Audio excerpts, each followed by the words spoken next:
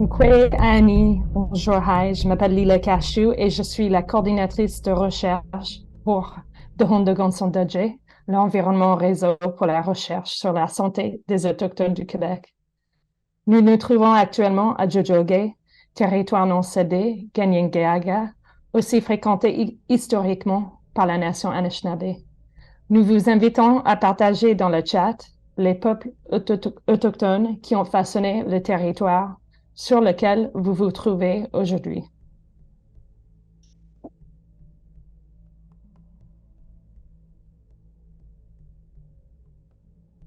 Merci beaucoup, Léla, de cette introduction. Oui, bonjour à tous. Hi, on vous souhaite la bienvenue au 6e webinaire de la série Pratiques innovantes et prometteuses favorisant la réconciliation, l'autochtonisation et la décolonisation des milieux postsecondaires, et donc la réussite et la persévérance des étudiants autochtones. Le webinaire d'aujourd'hui portera sur les cours et les programmes pour et ou dans les communautés autochtones. Afin de répondre aux besoins spécifiques en matière d'éducation postsecondaire des Autochtones, plusieurs établissements se sont dotés de cours et de programmes spécifiques dédiés à la clientèle des premiers peuples. Ceux-ci s'expriment de plusieurs façons, soit sur le campus, en mode hybride ou en virtuel, ou directement en territoire autochtone. Ils représentent une grande variété de disciplines. Ces cours et ces programmes sont généralement conçus et en partenariat avec les communautés et les acteurs des premiers peuples afin d'y intégrer leur savoir, leurs histoires, leur façon d'être et leur réalité. De plus, ils s'arriment aux contextes locaux de formation académique afin d'outiller les étudiants à répondre aux besoins professionnels de leur communauté. Ils sont parfois offerts dans la langue autochtone de la communauté visée. Le webinaire d'aujourd'hui va donner la voix à ceux qui œuvrent au sein de ces programmes et cours.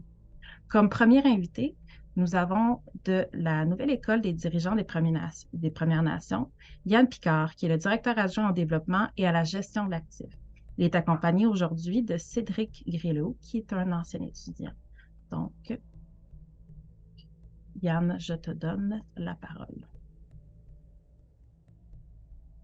Oui, bonjour tout le monde. Yann Picard, c'est un plaisir d'être avec vous ce midi. En fait, le poste que Audrey mentionnait, c'est dans le cadre de mes fonctions au régime des bénéfices autochtones, mais je travaille également à l'École des dirigeants des Premières Nations à titre de co-lead pédagogique.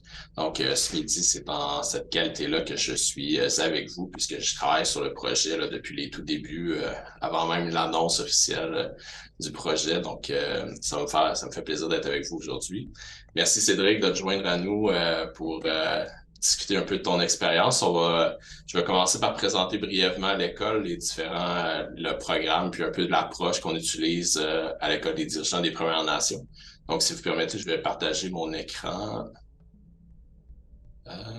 Oh, je peux pas. Est-ce que Audrey, tu as la présentation? Ça devrait être bon. Ah, ok, parfait.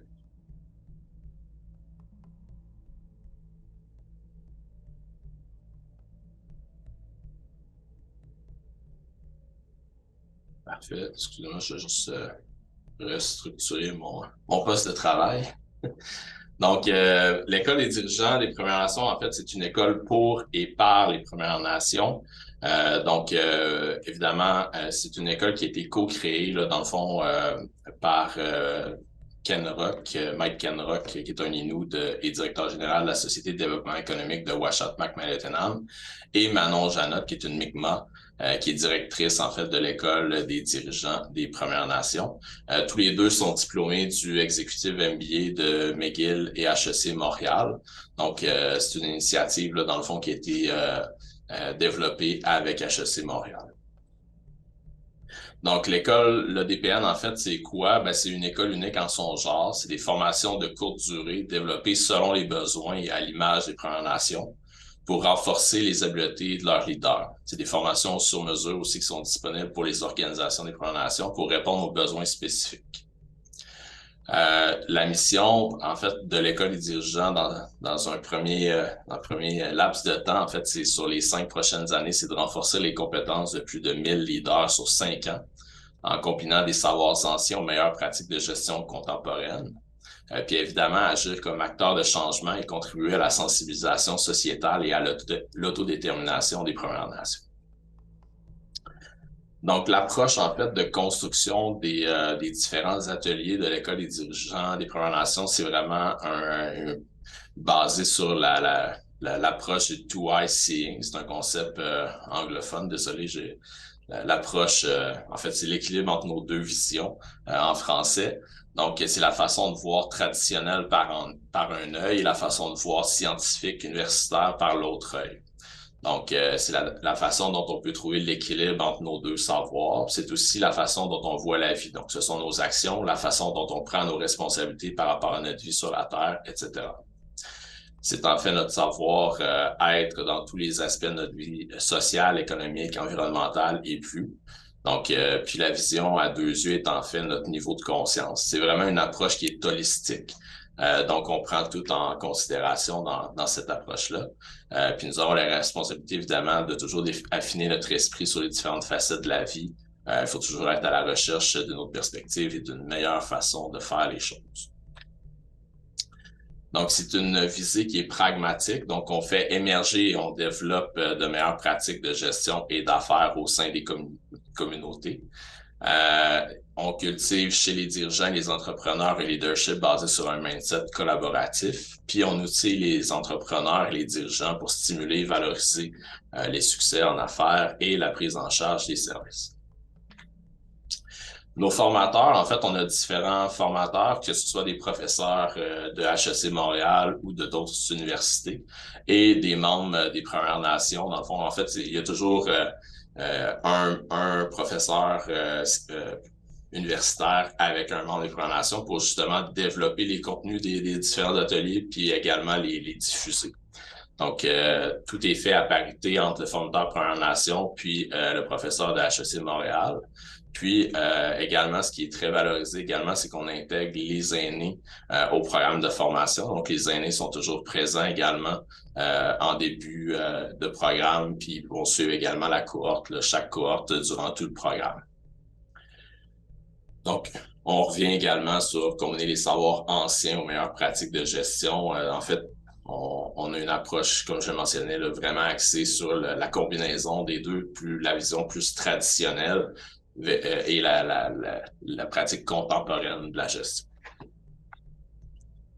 Ici, vous voyez un petit peu, en fait, ce qu'on fait comme initiative, en fait, au niveau de l'École des dirigeants des Premières Nations. Donc, programme de formation des formateurs. Donc, chaque formateur, dans le fond, a une journée, dans le fond, de travail là, pour justement co-créer les ateliers. Donc, c'est vraiment une journée de rassemblement. Ici, sur la photo, on voit, on a Philippe Forêt, on a Gilbert Dominique, puis Jean-François Berthelet qui est au centre. Donc, les gens sont vraiment mélangés là, pour bien développer l'approche des différents ateliers. Puis également les pratiques plus traditionnelles qui sont toujours présentes, là, justement pour imprégner les formateurs de nos pratiques plus traditionnelles. Les professeurs ont également une journée de sensibilisation culturelle, donc ils sont vraiment imprégnés de la culture des Premières Nations. Généralement, c'est une journée qui se passe en territoire autochtone, où on va vraiment parler là, justement de tout et de rien. En fait, on parle des mythes, des réalités, mais on va également parler du profil des participants pour bien comprendre là, justement avec qui les gens, dans le fond, vont travailler. Puis aussi comment rendre l'esprit, en fait, l'esprit des formations plus sécuritaire, autant pour les participants que les formateurs, pour pas qu'il y ait de faux pas qui soient commis avec les communautés. Il y a des cérémonies qui ont lieu, en fait, dans tous les programmes, que ce soit un cercle de partage en début de programme, mais également à la fin. Puis tous les programmes débutent également par une cérémonie de purification. Le DPN, c'est également deux aspects sur la valorisation et le rayonnement. Donc, d'un point de vue valorisation, on va parler de création d'emplois.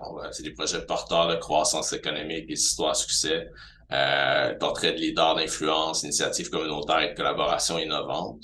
leadership d'affaires et gouvernance fort dans les communautés. Donc, c'est vraiment plus le volet valorisation. Au niveau du rayonnement, le DPN est bien positionné du côté média. Donc, avec différents événements, les entrevues avec les leaders des Premières Nations, visite des communautés, articles d'histoire, succès, reportages, témoignages, sites web, animation de communautés, médias sociaux évidemment, puis les visites industrielles. Donc, vous voyez sur les slides suivantes, là, c'est un peu ce qui a été fait là, par le passé au niveau du rayonnement. Donc, il y a des articles qui paraissent dans différents journaux des Premières Nations, mais également dans les médias sociaux et des brochures qui sont produites également, des entretiens. Donc, c'est vraiment un positionnement qui est fait là, à plus large échelle, autant dans les communautés que dans les médias plus traditionnels pour le public en général.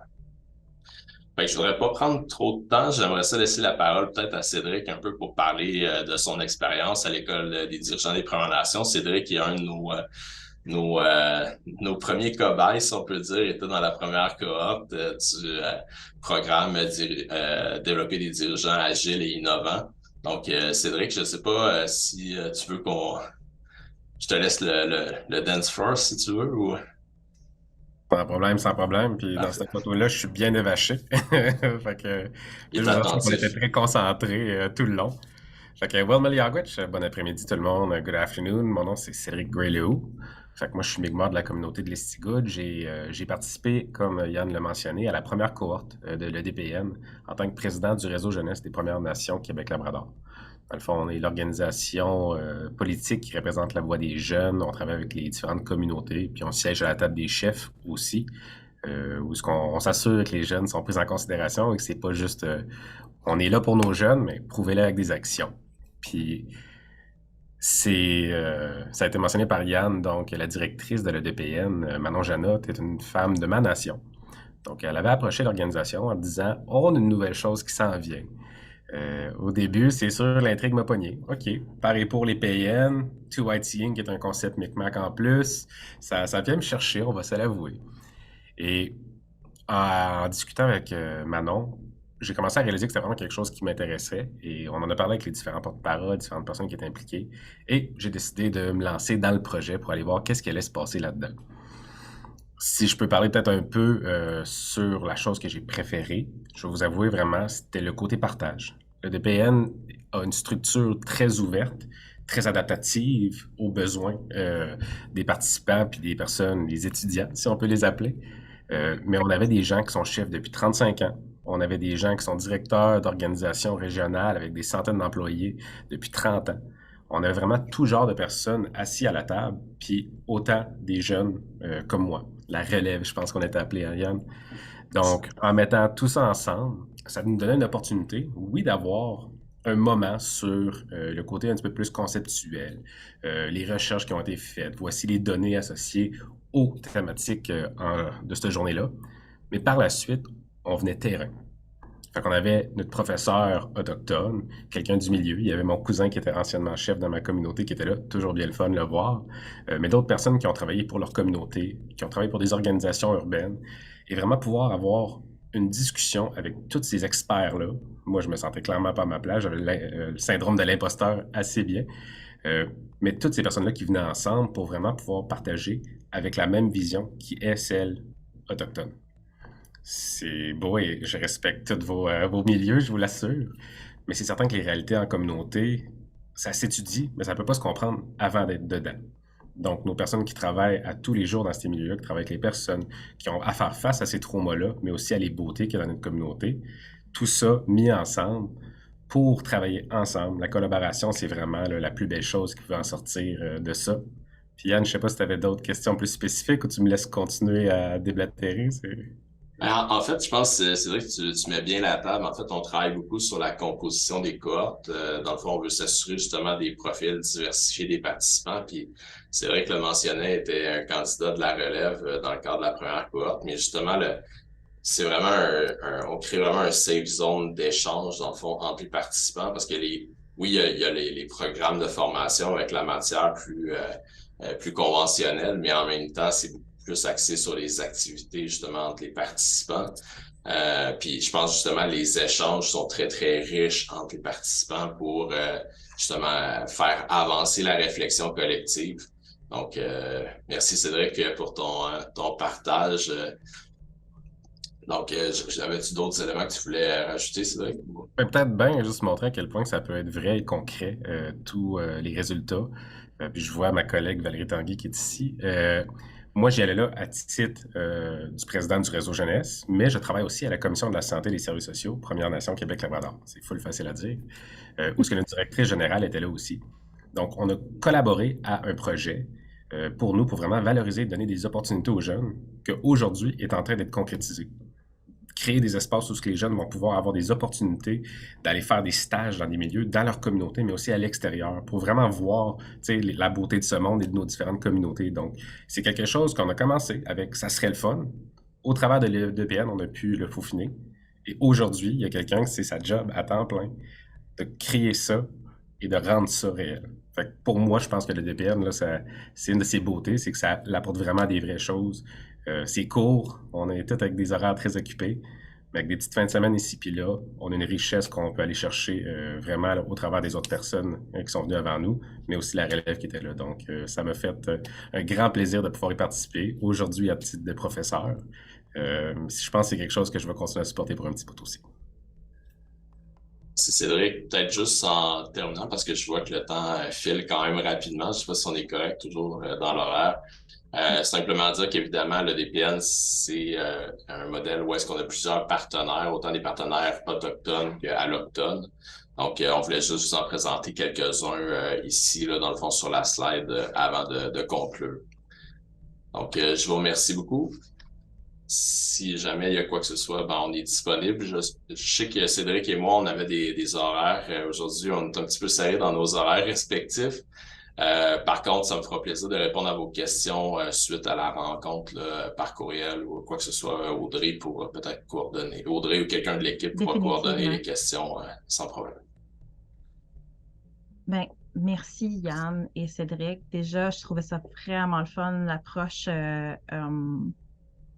to Eye Seeing qui a été utilisée dans le programme. Mais en fait, ce que je vois aussi, c'est qu'il y a vraiment une richesse à avoir des groupes intergénérationnels qui travaillent sur des enjeux concrets au bénéfice des communautés.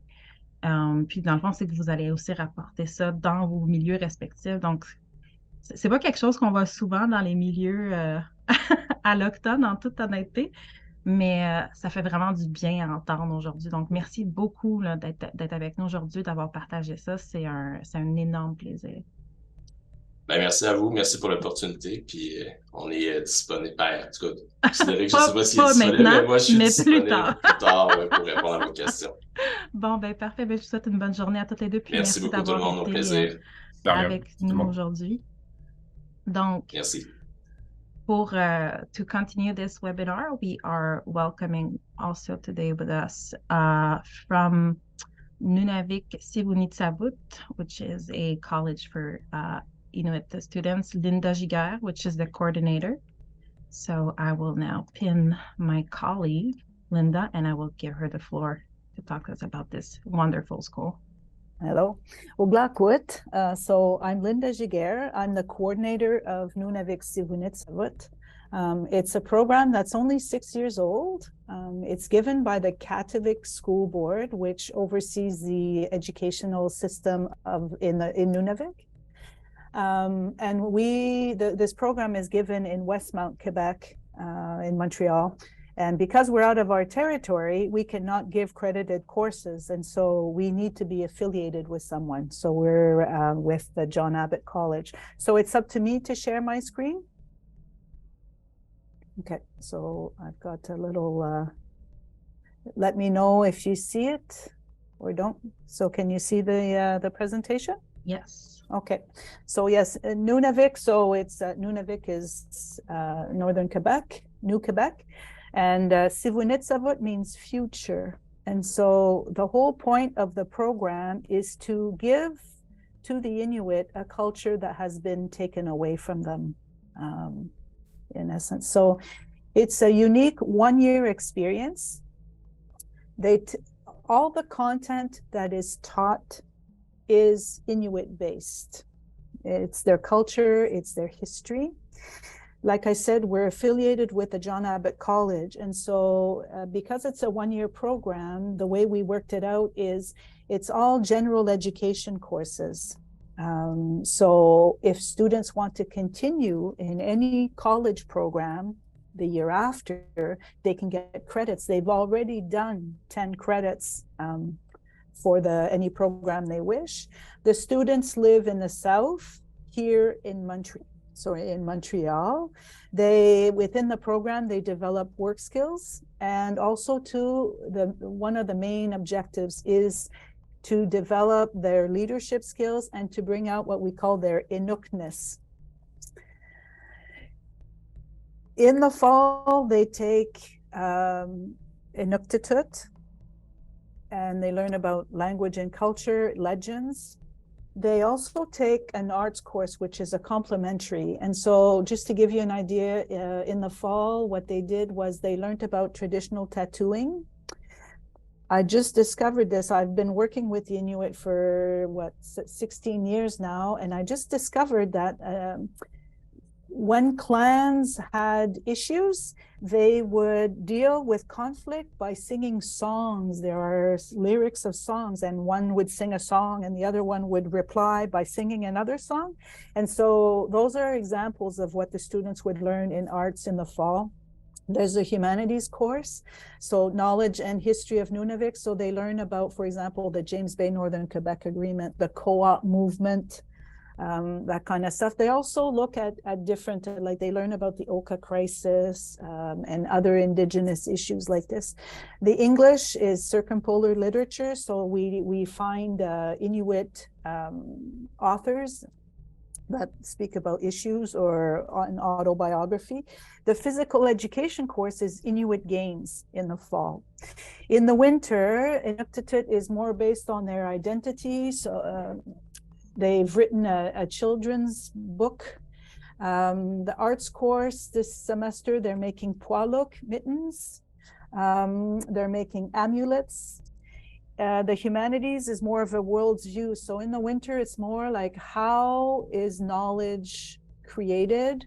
And so the Chalunat way, the white man way versus the Inuit way. So they touch about sciences too. The English circumpolar issues. So for example, this semester, they're reading the book written by Sheila Watt-Cloutier, The Right to Be Cold. And the phys ed course this winter is traditional land skills, and it's given in Nunavik. So in a few sleeps, I'm going to spend a week in Nunavik with the phys ed class. We're going to go out ice fishing. We're going in a community where there are trees, and so they'll learn how to make shelters with a tree. So I really look forward to that. And it's so our program is more than just courses. In the fall, we bring them south for a week. We're looking to maybe bring them south for a bit longer than that. And during that week, we have elders that come and talk about issues. And we also need to prep them for college. We need to show them how to use Omnivox. And so there's an academic and a cultural component to the orientation week. Every semester, we also have what we call a cultural retreat week. So in the fall, they did carving. They made an Inuit drum. In the evening, there was throat singing and legend stories. In the spring, in the month of May, they're going to learn how to make a hayak from scratch, so the wood with sealskin. They're also going to learn how to sew a tent.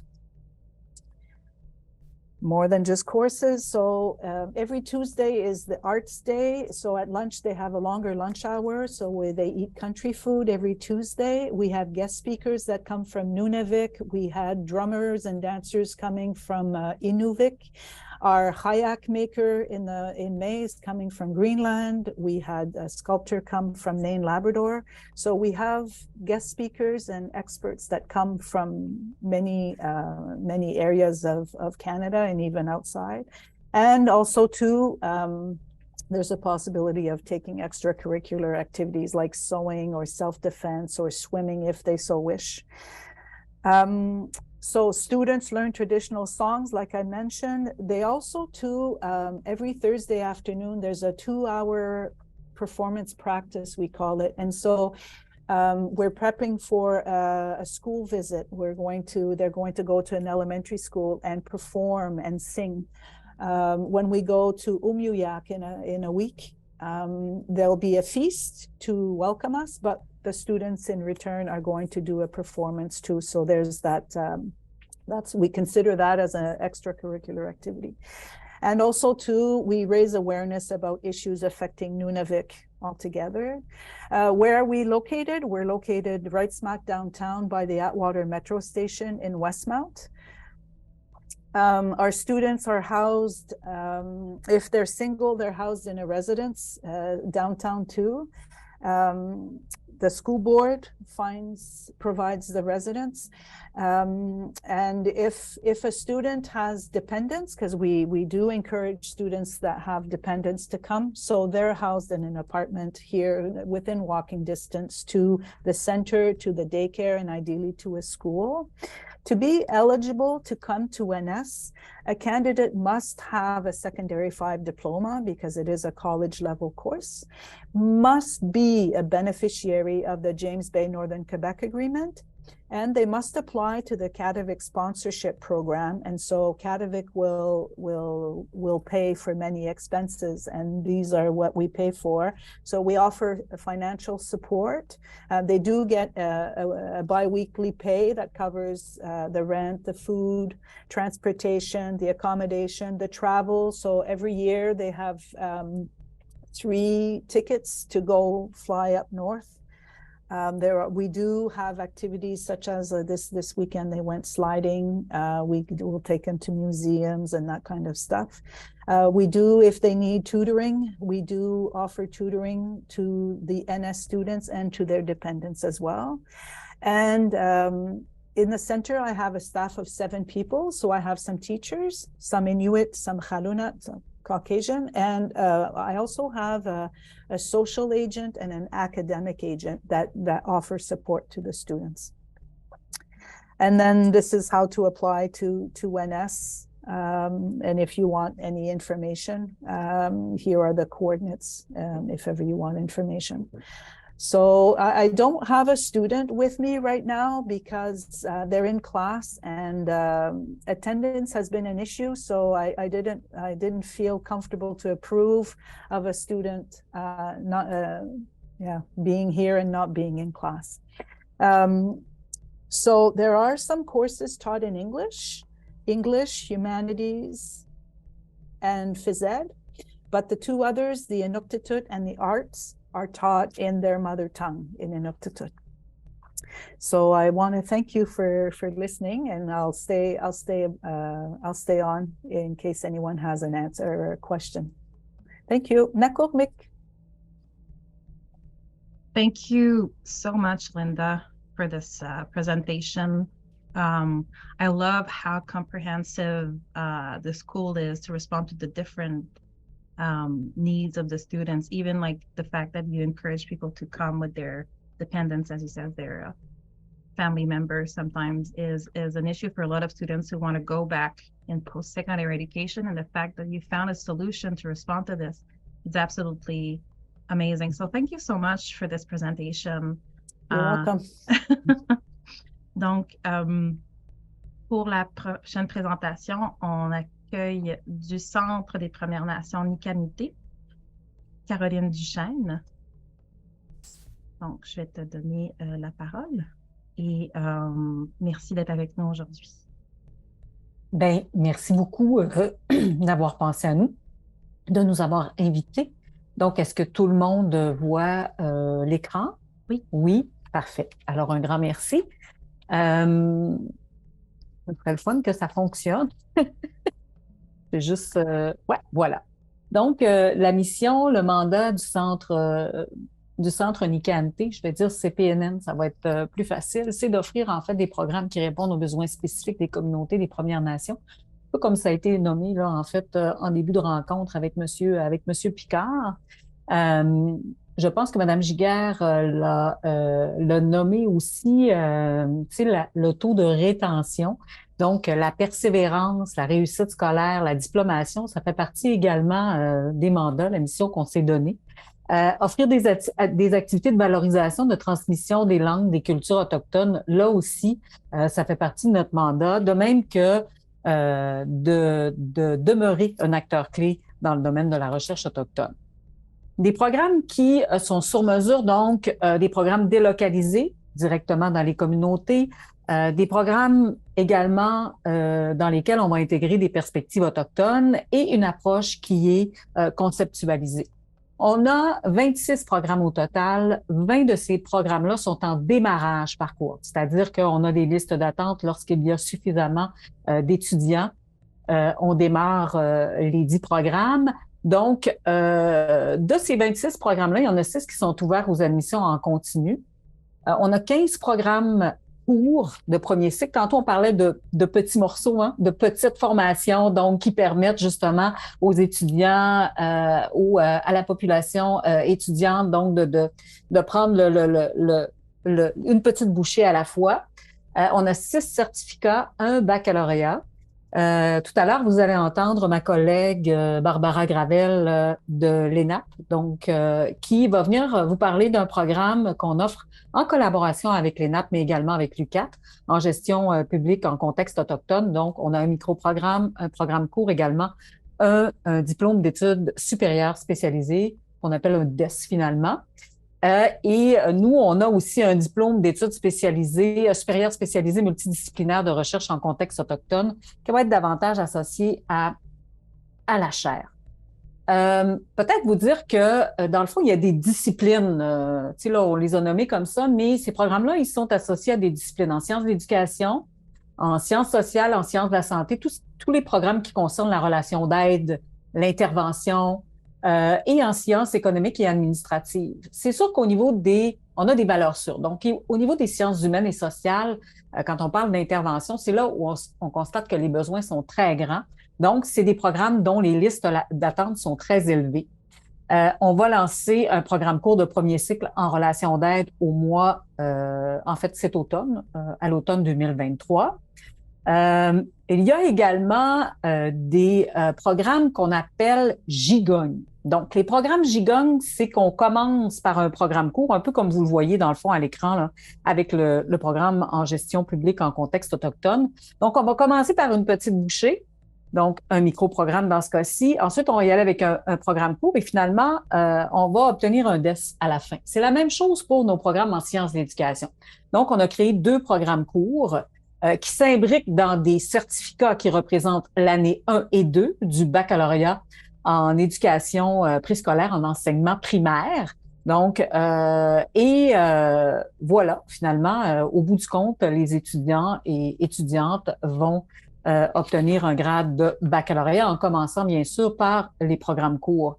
Je prends le temps également de vous parler d'une discipline là, pour lesquelles ça fait longtemps. On peut, je vous le dis en toute humilité, là, on peut se targuer d'avoir développé un créneau d'excellence dans ce domaine-là, dans cette discipline-là. C'est le certificat technolinguistique autochtone, OK, qui est né, en fait, de plusieurs révisions là, successives là, au cours des années. C'est l'un des plus anciens programmes, en fait, spécifiques au premier peuple, qui est offert par l'UQAC. Le certificat, à l'époque, il s'appelait le certificat en linguistique amérindienne et inuit. Donc, la première cohorte de ce programme-là a démarré en 1972 et ça a permis, en fait, la diplomation des premiers technolinguistes autochtones en 1975. Donc, cette année, on le démarre, ce programme-là, on le démarre par une école d'été qui va donc se dérouler sur une semaine intensive à l'Institut Kiona. C'est une semaine de 45 heures, parce qu'on sait qu'un cours, c'est 45 heures. Donc, excusez-moi, j'ai une collègue qui essaie de se joindre à moi. Excusez, ça m'a comme un petit peu défocusé. Donc, une semaine intensive du côté de Kiona. Donc, une semaine culturellement aussi enrichissante où les gens vont, la population étudiante va demeurer sur le campus dans les résidences de Kiona. Il va y avoir des activités culturelles. Donc, c'est vraiment quelque chose là qui va je dirais, qui va démarrer le programme, mais de façon, je dirais, culturellement sécurisante. Il y a également, en fait, des programmes courts au niveau de la langue, programmes courts de premier cycle en amélioration de la transmission d'une langue autochtone. Donc là, on avait vraiment un souci de sauvegarde de la langue et c'est la communauté de Mastoyatch qui nous avait fait cette demande-là. Donc, voilà, ça fait le tour, je l'espère. J'ai un petit souci au niveau du temps. J'avais parti mon chronomètre. J'espère qu'Audrey, tu vas être la gardienne du temps. Faites juste me faire un 5 minutes à un moment donné. Là. On a pris de l'avance, donc OK, c'est bon. Temps, ne te gêne pas. Merci beaucoup. Donc, pourquoi? Je pense qu'on l'a dit à plusieurs reprises, autant de la part des précédents intervenants. C'est vraiment pour répondre à un besoin spécifique. Dans une période donnée. Donc, la présentation de M. Picard commençait par le pour et par les communautés. Je pense que Nicanthe va vraiment dans ce sens-là également. Ça peut partir, en fait, d'un besoin exprimé pendant une rencontre avec les partenaires, mais ça peut également partir d'un besoin qui est exprimé à partir d'une concertation avec les communautés au sein de notre propre conseil pédagogique. Donc, le Centre des Premières Nations, Nicanthe, s'est doté d'une première instance. C'est le conseil pédagogique. Donc, le conseil pédagogique, il est composé de personnes étudiantes de l'UQAC, donc de personnes étudiantes de l'UQAC qui fréquentent nos programmes, autant les programmes réguliers de l'UQAC que ceux qui sont offerts par le CPNN, par le personnel enseignant de l'UQAC, mais également par des personnes représentantes des partenaires sur plusieurs communautés. Donc, on a des gens du Conseil Atikamekw d'Obidjouan, on a des gens du Conseil de l'éducation des Premières Nations, CEPN, on a des gens du Conseil Atikamekw de Manawan, on a la direction également de l'éducation de Mastoyatch, on a le Conseil de la Nation Atikamekw, on a également Itum, on a les gens de Wemotaci. Donc, c'est vous dire à quel point ces gens-là sont importants parce que ce sont des membres des communautés. Dans la réglementation institutionnelle, on appelle ça des membres socio-économiques. Mais dans ce cas-ci, on préférait vraiment que, dans le fond, la gouvernance, la gestion, je vais le dire entre guillemets, là, des programmes, les communautés aient leur mot à dire et surtout la tribune pour exprimer leurs besoins. Je dirais que cette concertation-là avec les communautés se fait également, cette voie-là, en fait, là, pour exprimer les besoins, ça fait également au sein de l'association étudiante autochtone. C'est la première fois qu'on a une association étudiante autochtone au sein de l'Université du Québec à Chicoutimi. Donc, c'est une présidente. On est très contente que ce soit une femme. Elle étudie non pas dans les programmes de Nicanthe, mais elle est dans un des programmes de l'UQAC au baccalauréat en études littéraires françaises. Donc, je vais vous parler, moi je suis à Nicanthe seulement depuis le mois de juin, donc je vais avoir l'humilité de vous dire que je ne connais pas tous les programmes. Ce que je peux vous dire par contre, c'est qu'ils sont dispensés sur un vaste territoire. Je vous parle du campus de Chicoutimi, mais je dois aussi vous parler du campus de Sept-Îles parce qu'on a, on a un satellite, bien plus qu'un satellite, on a un pavillon à Sept-Îles. Je remercie d'ailleurs mes collègues d'être avec moi là. On a avec nous Julie Dubé, qui est conseillère en orientation, de même que Rachel Malek, qui est à Chambre de liaison. Donc, un grand merci d'être avec nous. Je vais vous parler donc de ces programmes-là de partenariat postsecondaire, des ententes qu'on a signées. Peut-être pas le bon mot, mais enfin, avec les communautés. Du côté de Manawan, même chose pour Obidjouan, il y avait vraiment un besoin de qualification de main-d'œuvre au niveau des enseignants. Tantôt, je vous parlais de nos programmes GIGOM. Là. Bon, ça, c'est en enseignement en milieu autochtone. Du côté de Wemotaci, c'était vraiment des compétences en administration puis en développement entrepreneurial, donc les besoins qui avaient été exprimés à ce moment-là. Mastoyage, ben, je vous l'ai dit tantôt, tu sais, préservation de la langue, c'était très important pour eux. Donc, ces communautés-là nous ont approchés, ils nous ont demandé de développer ces programmes-là sur mesure. Alors, ça fait pas mal le tour là, des programmes. Au niveau de l'intégration des perspectives autochtones, en fait, ça passe en fait par la modification des programmes actuels. Donc, je vous parlais du baccalauréat en éducation préscolaire, en enseignement primaire. On a travaillé sur un document qui sera présenté parce que ce programme-là, il est agrémenté, il y a un agrément, donc qui est le CATFA. Donc, on a travaillé sur justement on travaille actuellement sur des modifications justement pour intégrer la compétence 15, la fameuse compétence 15. Donc, on a travaillé, c'est ça, parce que la situation régionale nous permet, autant du côté de Sept-Îles que du côté de Chicoutimi, c'est notre proximité avec l'Institut Tchakapèche, qui est d'ailleurs, j'ai oublié de le nommer, il est dans le conseil pédagogique. Donc, également le conseil en éducation des Premières Nations. Ce qu'on veut, dans le fond, c'est une présence, c'est de l'intégration, puis compte tenu aussi de la présence des étudiantes autochtones dans tous les cours, on veut vraiment que cette compétence-là ressorte. Ça va passer notamment par la collaboration avec le module, parce que, tu sais, l'ICANT, c'est aussi la collaboration avec les modules, donc le module du baccalauréat en éducation préscolaire, en enseignement primaire. Mais ça passe aussi par les services du CPNN. Plus récemment, on offre, en fait, autant pour le personnel enseignant que pour le personnel de l'UQAC, une offre de service. Donc, ces gens-là peuvent faire appel à nous pour recevoir un conférencier, un expert dans le cadre d'une activité ou d'un cours. Et c'est nous qui nous chargeons dans le fait, en fait, de trouver cet expert-là de contenu selon les besoins de la personne là, qui va faire la demande. Et on peut même aller jusqu'à rémunérer cette personne-là. Donc, ça, c'est le type de service qu'on peut faire. Quand on parle d'approche contextualisée, c'est vraiment de tenir compte du contexte. Et là, on y va vraiment au niveau des modalités de l'offre de cours. C'est-à-dire que c'est de tenir compte, oui, du contexte, des semaines culturelles, par exemple. Dans les derniers PPP, il y a des semaines où il y avait vraiment des événements culturels dans les communautés où il y avait absence de cours. Donc, l'horaire a été bâti, a été pensé justement pour répondre à cette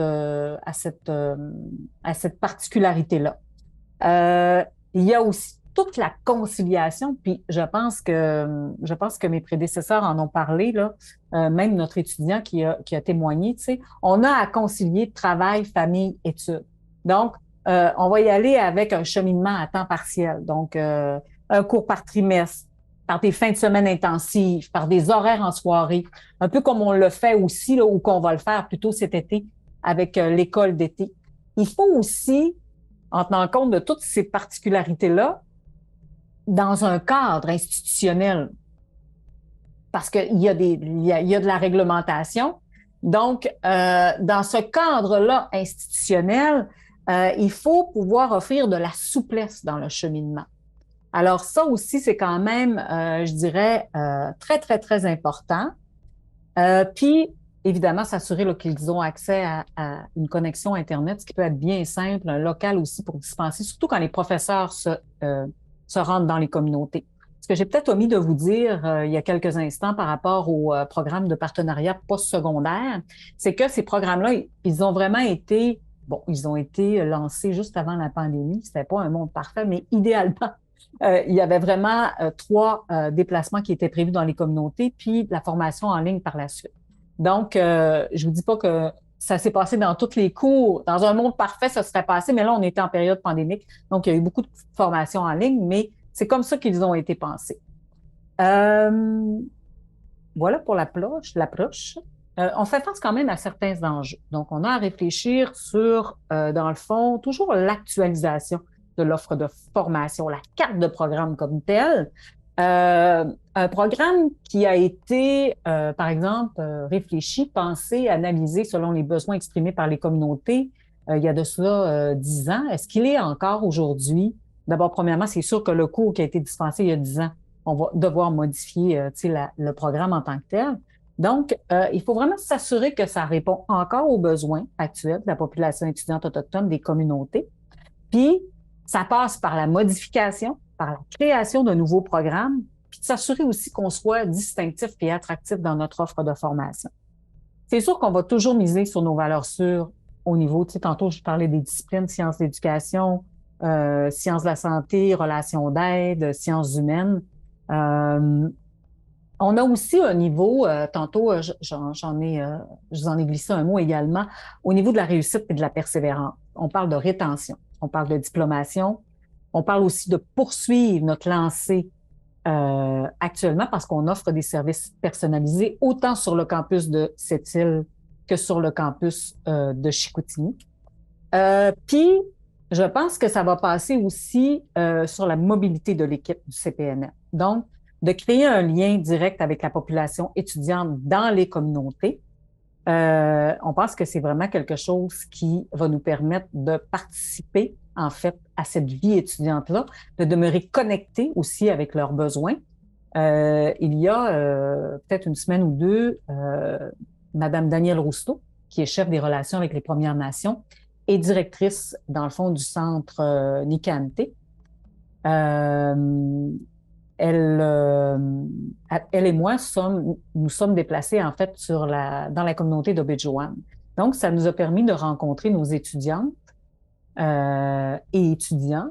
Ça nous a permis également vraiment de connecter avec elles, puis de faire vraiment le point sur leur cheminement, puis de s'assurer dans le fond que on répond toujours à leurs besoins, puis c'est surtout de s'assurer une présence bien importante.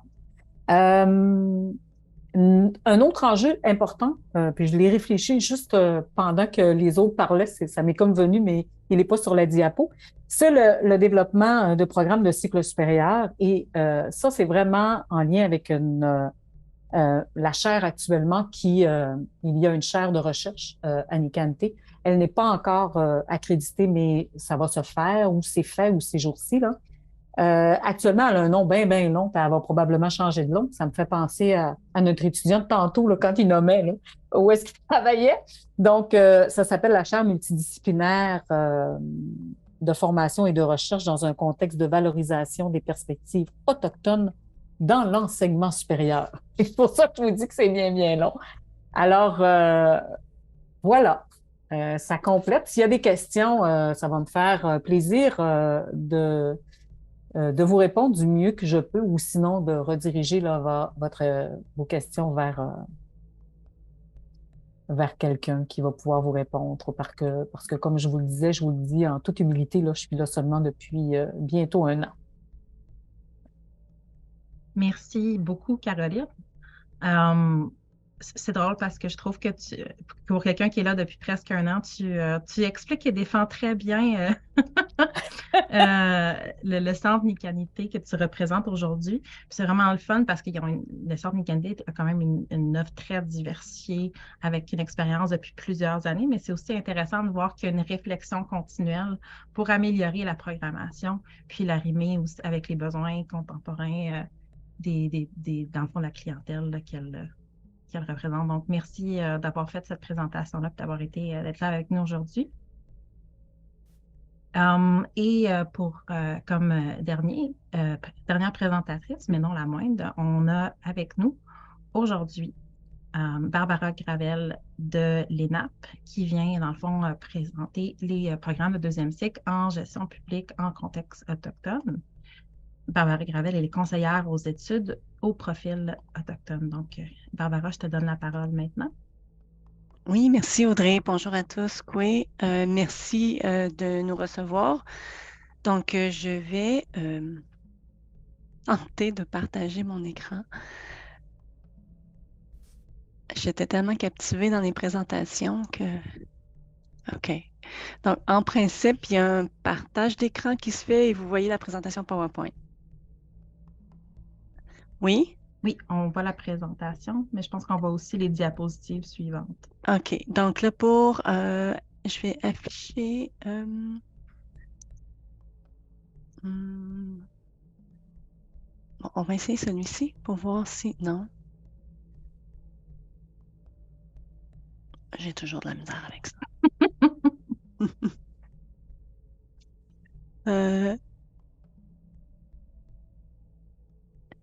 Paramètres d'affichage. Basculer. Voilà. Merci à la personne qui nous a assistés. Oui, miigwech Jeannette. Donc, j'en profite au passage là, pour saluer et remercier les collègues justement de l'UQAT et de l'UQAC de me faire confiance pour la présentation de ce programme pour lequel nous sommes des partenaires. Donc, pour une gestion publique autochtone à la hauteur des défis d'aujourd'hui et de demain, c'est également un programme qui a été créé en collaboration avec le Conseil en éducation des Premières Nations. Donc, c'est une présentation en 2 volets. D'abord, les assises du programme et nous avons avec nous Nadine Volant, qui est travailleuse sociale. Elle est également consultante autochtone en santé et services sociaux. Et Nadine est une finissante du programme cours en gestion publique en contexte autochtone. Alors, Nadine va faire une partie de la présentation pour parler de la perspective étudiante. Donc, d'abord, les assises distinctives du programme, c'est une valeur ajoutée d'être en partenariat avec d'autres universités. La perspective autochtone est au cœur de notre offre de programme, comme vous allez le voir un petit peu plus loin. On a une population étudiante qui est diversifiée et on a une population étudiante qui est accueillie, soutenue et mise en réseau. On a également, et ça c'est la grande distinction, c'est une formation universitaire évidemment reconnue.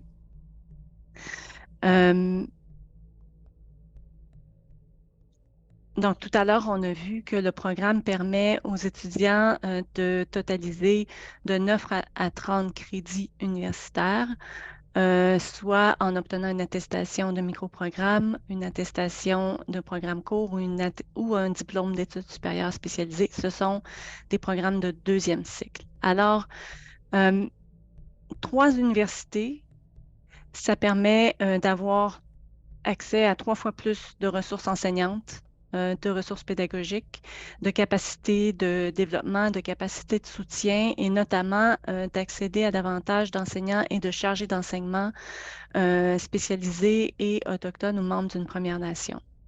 Donc, c'est un des grands avantages, en plus de nous permettre de couvrir l'entièreté du territoire et de mettre en commun l'expertise qui a été développée au fil des ans par le Centre Nicanité, l'École d'études autochtones de l'UQAT et l'Observatoire des administrations publiques autochtones de l'ENAP. Donc, de mettre ensemble cette expertise-là pour servir nos étudiants et étudiantes, aspirants, gestionnaires ou gestionnaires et professionnels.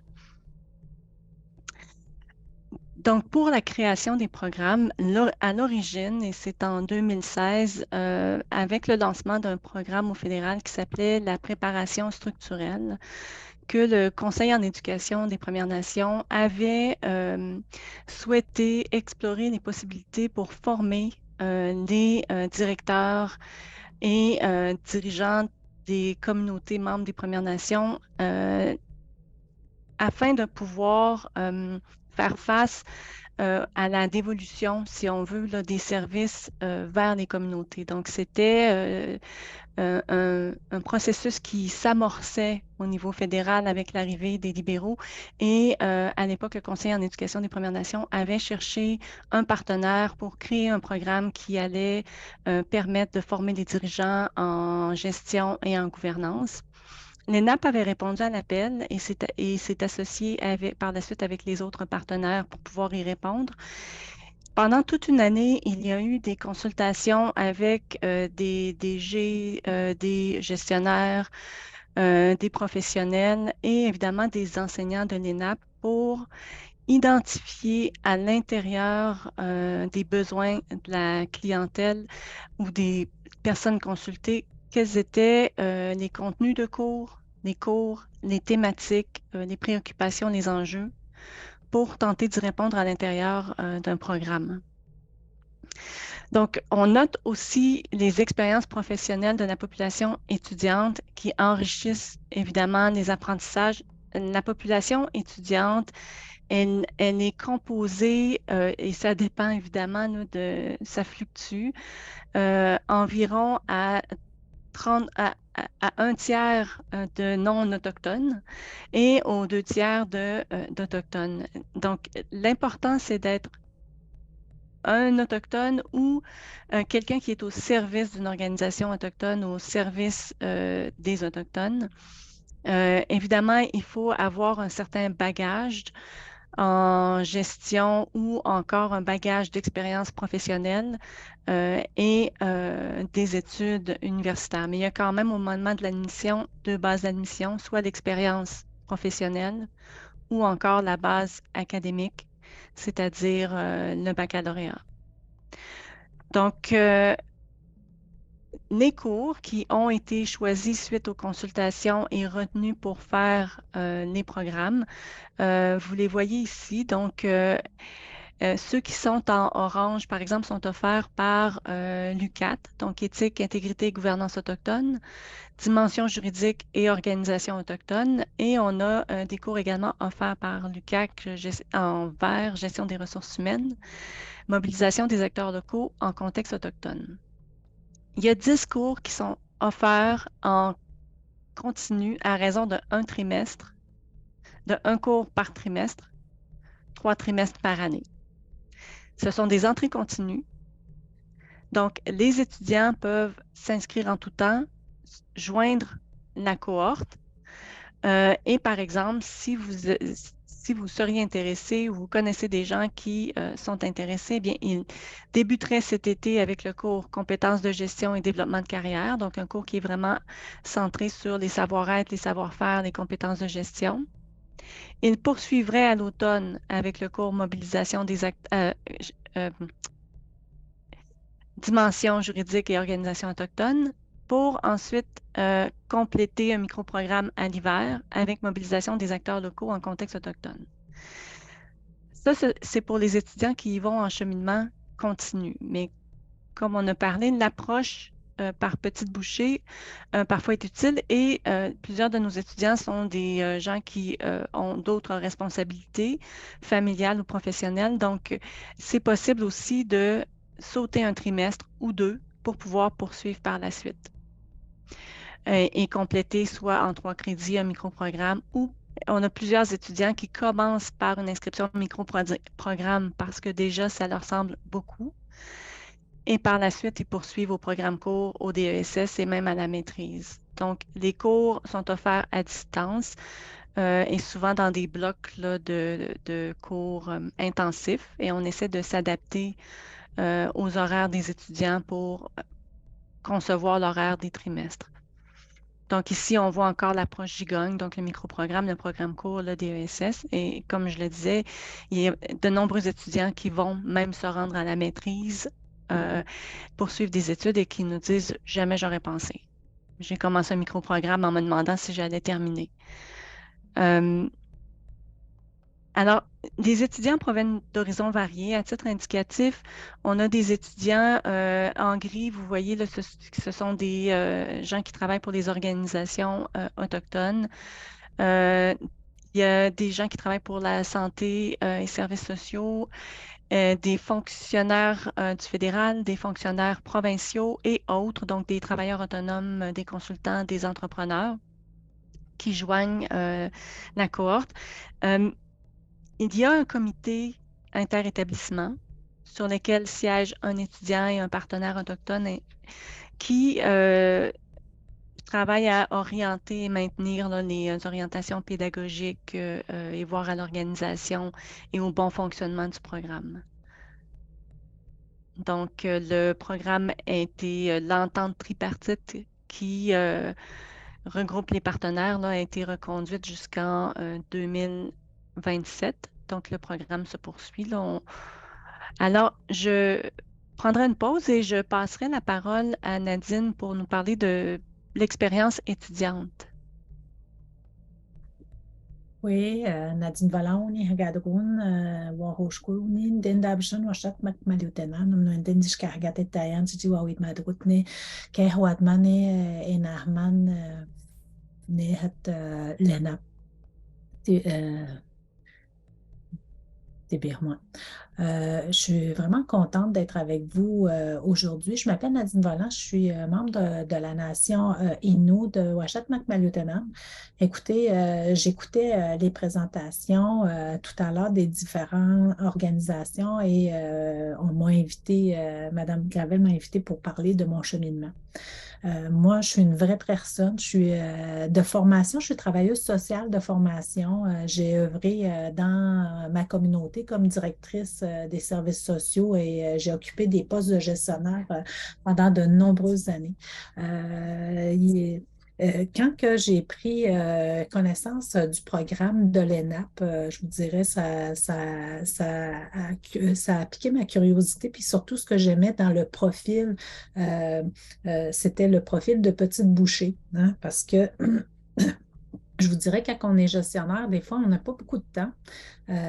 Des fois, ça fait en sorte qu'on doit faire des choix hein, par rapport à ce qu'on va investir en termes de temps au niveau des études. Puis la formule qui est offerte avec le programme actuel a été pour moi facilitant pour éventuellement terminer le micro-programme. Donc, j'ai finalisé mon micro-programme. Ça m'a permis d'avoir une attestation de cours de deuxième cycle. Par la suite, je me suis réinscrite au programme cours. En toute humilité, ce n'est pas avec facilité que j'ai abordé cette deuxième partie. Pourquoi? Parce qu'on est tombé aussi, comme tout le monde, dans la COVID, hein, gestion, en plus que moi, j'étais une gestionnaire au niveau de prestations de services dans les communautés. Donc, ça a fait en sorte que mon parcours a été parsemé de certains défis. J'ai dû, dans le cours de mon parcours, peut-être mettre de côté, je vous dirais, justement, mon cheminement. Là, je suis de retour pour justement pouvoir finaliser le programme court qui va justement me permettre de pouvoir avoir la possibilité éventuellement de poursuivre. Puis j'aime particulièrement le principe des petites bouchées parce que, tu sais, quand tu arrives au programme court, tu as quand même une attestation qui dit que tu as fait un programme court, puis ça permet aussi d'être moins découragée. Puis moi, je l'ai toujours dit, hein, j'ai fait mon baccalauréat, j'ai fait des certificats quand j'étais plus jeune, sauf que je me suis rendu compte que j'avais un profil particulier hein, comme Première Nation. Je suis une décrocheuse du deuxième cycle. Je suis quasiment gênée de le dire, là, mais ça fait partie de la réalité. Hein. Une décrocheuse du deuxième cycle, je commençais des programmes, puis je n'étais pas en mesure de pouvoir concilier justement tous les enjeux personnel, professionnel avec les cours qui étaient offerts, puis aussi la disponibilité des cours, hein, parce que souvent, fallait soit se déplacer, fait que ce qui a davantage un intérêt pour moi dans ce programme-là, c'est de pouvoir y assister par Zoom dans le confort de mon foyer. Avant, j'y assistais plus dans les centres comment ils appellent ça, il y a un centre ici à Sept-Îles avec Kanigandet, mais maintenant on peut concilier justement la situation familiale avec la poursuite des études deuxième cycle. En tout cas, j'ai espoir. Puis je pourrais donner un autre moi aussi pour la diversité des gens avec qui on a la chance de côtoyer lors des études. Comme l'a dit tantôt Barbara, c'est qu'on n'est pas seulement des gestionnaires autochtones, mais aussi on a une mixité dans les cours. Puis ce que ça a comme avantage, c'est justement de pouvoir échanger sur des contextes ou des perspectives différentes dans la gestion. Puis moi, je trouve que ça l'enrichit justement, c'est les échanges puis le partage des connaissances avec les collègues que l'on côtoie à travers le programme. Donc, moi, ce serait tout. Je ne sais pas s'il y avait autre chose là, que je pourrais rajouter, là, mais c'est quand même très agréable aussi de dire d'avoir une formation, d'aspirer à une formation universitaire qui va s'adapter aussi et se concilier avec les responsabilités des gestionnaires. Je dois dire aussi qu'on a aussi, en terminant peut-être, la chance d'être accompagné par exemple, Madame Gravel, quand on a des questionnements ou si on a des intérêts à poursuivre dans des champs spécifiques en termes de gestion publique. Par exemple, moi, j'ai un intérêt pour l'évaluation de programmes. Donc, on a la chance de pouvoir échanger puis d'avoir un suivi personnalisé à la demande des étudiants qui poursuivent le cheminement avec l'ENAP. Je vous remercie beaucoup. Écoutez, ça fait un petit peu le tour de mon expérience, là. Oui, merci beaucoup, Nadine. Donc, comme Nadine l'expliquait, puis comme on a vu avec Nicanité aussi, évidemment, c'est des structures où on accompagne les étudiants, on se place dans une perspective de soutien, puis parfois de soutien même au développement de la carrière. Donc, voilà, je pense que ça fait le tour pour le programme de gestion publique en contexte autochtone. Il y a une rencontre d'information à distance le 29 mars. Je pourrais transmettre les informations à Audrey si jamais tu veux les faire suivre. Si vous avez, vous, des gens que vous connaissez, avez de l'intérêt. Le prochain cours commence le 4 mai. C'est compétences de gestion et développement de carrière. Donc, un cours qui est plus personnel, qui nous amène à identifier notre style de gestion. Voilà. Merci énormément aussi, Barbara, d'être avec nous aujourd'hui. C'est vraiment plaisant d'avoir Nadine pour voir un peu comment est-ce que ce programme lui a permis d'obtenir des outils supplémentaires pour sa propre carrière. C'est le fun aussi de savoir que vous accompagnez vraiment les étudiants d'un point de vue holistique, aussi dans leur développement. Donc, merci à toi. On est maintenant à la période miigwech. On est maintenant à la période de questions, le Q&A. So we're now at the Q&A part. Si vous avez des questions, si vous avez des commentaires, c'est le moment pour le faire. On aimerait aussi vous dire que nous, pour nos activités, pour nous améliorer, on apprécie énormément les commentaires. Donc, dans le chat, on a mis un formulaire pour la rétroaction, donc le feedback. Tous les commentaires qu'on a reçus depuis le premier webinaire, on les a mis en application pour être meilleurs parce que c'est notre première expérience. Donc, c'est important aussi pour nous de nous améliorer. Donc, maintenant, je vais laisser la place, dans le fond, aux participants du webinaire s'ils ont des questions pour nos panélistes ou s'ils ont des commentaires, des fleurs à lancer. C'est toujours quelque chose d'apprécié.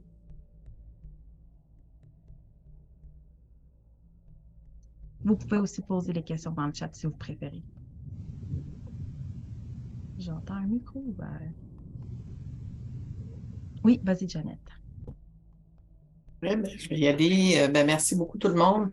Moi, j'ai une question, mais sans doute que vous ne pourriez pas me répondre parce que ce serait plus en lien avec l'école des dirigeants, là, avec... ouais, c'est ça, Ben, il y a peut-être quelqu'un qui le sait, c'était plus qu'est-ce qui fait que le programme en tant que tel n'est pas crédité? Parce que j'ai comme cru voir que Tu sais, l'exemple de Barbara avec les NAP, U4 et UQAC, c'est un programme reconnu, crédité. Qu'est-ce qui fait que au niveau du premier programme, c'est ça, il n'y a pas nécessairement de crédit là, universitaire. C'est un questionnement que j'ai. Est-ce que tu permets que je leur transfère la question en te mettant en pièce jointe pour qu'ils puissent te répondre? Parce que Parfait. j'ai pas la réponse. J'aurais aimé ça, mais c'est une bonne question. Merci. Nadine.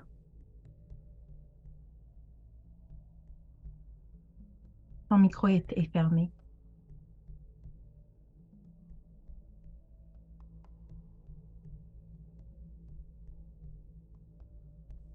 Ton micro est toujours fermé. Excusez-moi, j'étais en train de dire que j'étais en train de répondre dans le chat. Il y a quelqu'un qui m'a écrit, fait que j'étais en train de répondre directement à cette personne-là dans le chat. Je pense qu'il y a 2 personnes là. J'ai laissé aussi mes coordonnées pour me rejoindre. Je ne sais pas si tout le monde les voit, là, mais en tout cas, si vous le voyez, là, j'ai répondu. OK.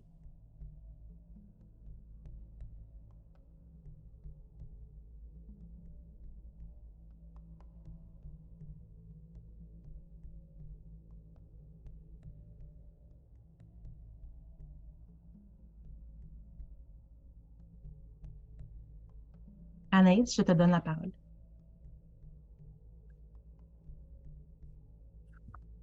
Bonjour, bonjour tout le monde. Bonjour Audrey, enchantée de te connaître. On se connaît sur LinkedIn, mais je suis tes posts avec avidité, mais on ne se connaît pas en personne. Bonjour Léla. Merci vraiment beaucoup pour ces présentations. Juste pour vous dire, moi je travaille pour MITAX, qui est une agence de financement de la recherche partenariale. Si jamais vous pouvez me contacter si c'est quelque chose qui peut vous intéresser. Mais surtout, je suis aussi sur le CA d'une entreprise autochtone. Et en tant qu'allochtone, j'ai beaucoup à apprendre. En fait, je me mets les pieds dans les plats pas mal tout le temps, toujours avec beaucoup de bonne volonté. Et dans ce genre de formation-là, je me demandais, selon vos expériences, que ce soit les membres d'un CA ou les employés d'une entreprise autochtone, mais qui sont allochtones, est-ce que ces formations-là ou certaines de ces formations-là seraient plus pertinentes, recommandées? Est-ce que qu'est-ce que vous pourriez me dire par rapport à ça? Merci. Vas-y, Barbara, je pense que tu as ouvert ton micro. Donc, c'est ça. Si c'est par rapport à la formation de deuxième cycle de gestion publique en contexte autochtone, à la base, ce sont des cours qui sont communs, en fait, au programme que l'on retrouve dans la maîtrise en administration publique. Donc, ce qui a été fait, c'est qu'on a retravaillé les contenus, les lectures, les études de cas pour pouvoir les permettre justement aux membres d'une Première Nation ou aux gens qui travaillent au service des Autochtones d'être mieux outillés. Fait que si je prends principe et enjeu de l'administration publique, là, des fois, la séparation du législatif puis de l'administratif, des choses comme ça, tu sais, c'est des contenus qui sont vus rapidement, etc., sur lesquels on ne va pas nécessairement trop s'étendre. En contexte autochtone, ça prend toute une autre dimension, toute une autre nature. Et là, ce sont des thématiques qui sont abordées différemment, plus longuement, sur lesquelles on va faire des lectures et une approche différente d'un cours traditionnel à l'ENAP, mais ce sont des cours exactement de même valeur. Donc, pour, par exemple, quelqu'un qui est dans votre situation, qui est sur un CA, la conception et le développement et mise en œuvre de politiques publiques, qu'on travaille là, dans le contexte autochtone ou dans le contexte provincial, c'est la même chose. C'est juste que là, on tourne le miroir, on voit les choses différemment. Donc, je ne sais pas si ça répond, mais les gens qui sont allochtones, on apprend énormément. Moi-même, je n'ai pas fait les cours, mais je suis présente dans certains cours, j'ai vu les contenus et on apprend énormément. Et sur le plan théorique et conceptuel, c'est la même chose, c'est la même démarche scientifique ou la même démarche théorique qui est abordée. not sure that you can respond to this question, Linda, as your program is dedicated to Inuk students. But Caroline, est-ce que toi, je pense qu'il y a des formations aussi à l'UQAC qui sont plus dirigées vers les allochtones. Oh, you wanted to say something, Linda? Well, I can answer. It's okay. Yes, you can. Go ahead.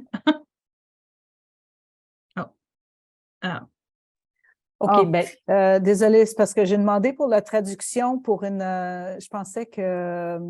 J'oublie le nom, la dame qui a parlé en Innu. Je pensais que c'était pour être en Innu tout le long. J'ai demandé la traduction. Là, avec l'interprète, ça m'a. The Nunavik Sivunit program is exclusively for Inuit, and you must be a beneficiary of the James Bay Northern Quebec Agreement. That's the entente that the Kativik School Board has to be able to get the funding for the students. But the Nunavut Sivunit Savut program in Ottawa, like my program is only 1 year, but the Nunavut Sivunit Savut program in Ottawa is 3 years. And so if one of my students wants to go to a second year or third year, they make space. But in my case, we're too young, we're too little, and there's enough interest of the Nunaviniut, of the Nunavik, we can't accept others at this moment. In time, maybe when we grow, we will, but right now it's not possible. Donc, je peux peut-être répondre pour les programmes de Centre des Premières Nations Nikanté. Donc, c'est sûr que nos programmes s'adressent à 80% donc à la population étudiante autochtone.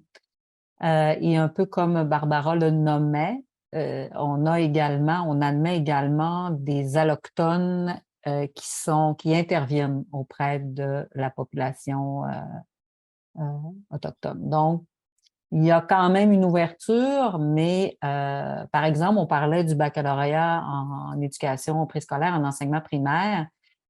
Pour les Premières Nations, il y a vraiment un baccalauréat et il y a le programme pour les Autochtones. Donc, celui-là, il est 100%, mais pour la plupart, c'est du 80-20, donc du 80%. Et il y a une autre aussi question qui a été posée, c'est en lien avec le crédité et le non crédité. Donc, il y a quand même la formation continue de l'UQAC qui va offrir du non crédité. Mais nous, du côté du Centre des Premières Nations Nikanté, ce n'est que des programmes qui sont crédités. Parfait. Donc, merci pour vos réponses. Claudia, tu as des questions pour nous? Bonjour à tous, je n'ai pas de questions. Je vais vous envoyer des fleurs, comme d'habitude. Merci pour ces rencontres parce que c'est extrêmement intéressant. Je suis cofondatrice de l'association Présence Kanak et pour 3 ans à Montréal. Donc, je profite de cette opportunité pour en apprendre beaucoup et savoir comment les Autochtones au Canada construisent et font la société d'aujourd'hui. On a besoin d'inspiration en Nouvelle-Calédonie. Voilà, donc cette émission, je la trouve extrêmement intéressante. Je suis très contente d'en avoir su un petit peu plus, notamment sur la première école qui s'est présentée, parce que j'essaie de les rencontrer depuis que je suis ici, mais ils sont tellement occupés que ce n'est pas simple.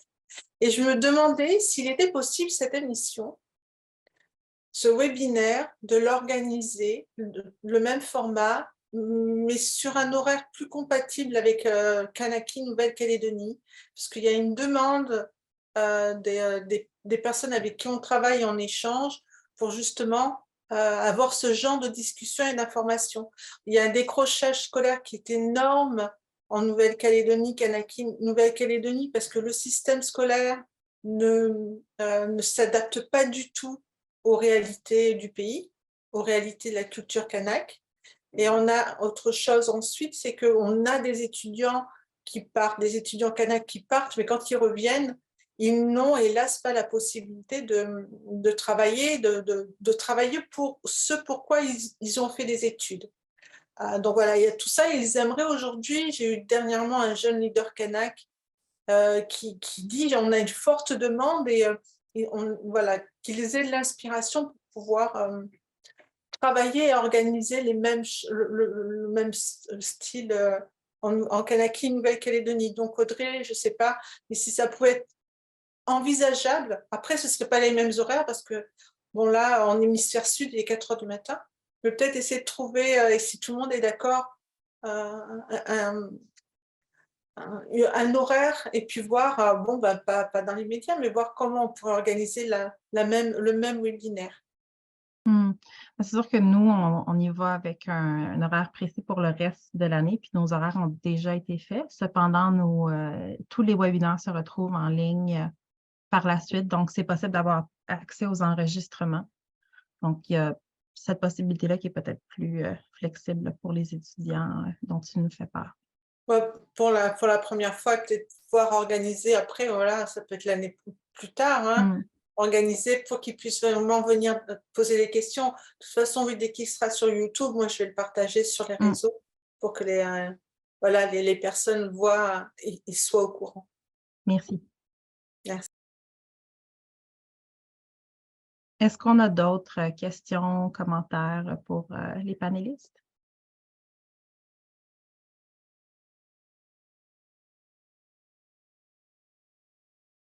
Parfait. Donc, on va terminer le webinaire d'aujourd'hui qui portait sur les cours et les programmes par et avec les premiers peuples. Donc, merci à tous d'être ici aujourd'hui avec nous. Merci aux panélistes qui ont partagé les programmes, les cours pour lesquels, dans le fond, ils représentent. Gênez-vous pas si vous avez des questions de nous écrire et dans tous les cas, je vous souhaite une merveilleuse journée.